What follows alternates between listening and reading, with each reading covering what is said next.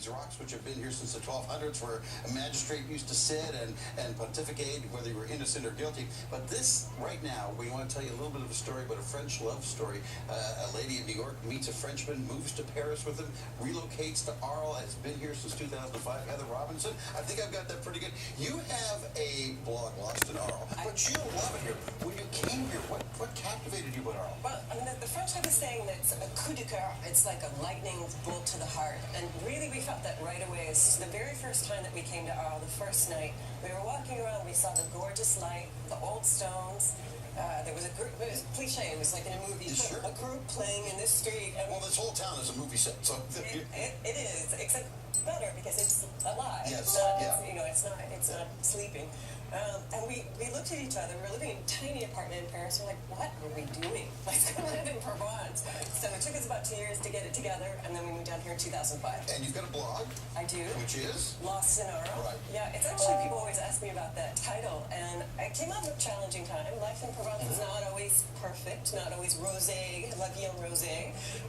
And so I started a blog as a means of really focusing on the beauty and the culture in Provence, and that got me out of that hard time, and now I share it with the people around the world. Now, and we'll put up a link to Heather's blog, but you also moved, and it's quite a thing to move. We have some photos of you moving here, yeah. So that was tough.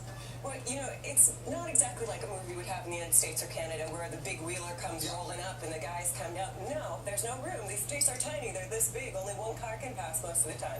So we had to have a special permit to block off the street.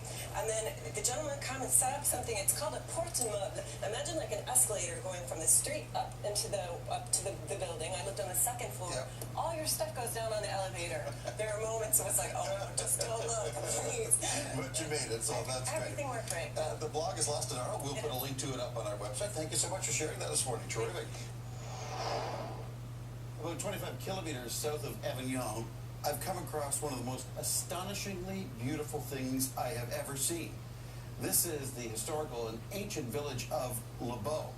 This particular region, which is in the Alpes region of Provence, which is a region of limestone, 20 kilometers in length in total, was first settled in 6,000 BC.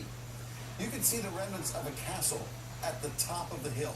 That castle used to be 900 meters in length and was built there because this was such a strategic position in Provence. However, the French kingdom in the early 1600s came and destroyed that castle because they feared the lords and aristocrats of the area of the time might rise up against the kingdom. And after the castle was destroyed, the village was essentially destroyed and vacated. And it stayed that way for several hundred years until the late 1800s, when it was decided that these ruins should be reconstructed to look like a typical Provence village of the late 1500s.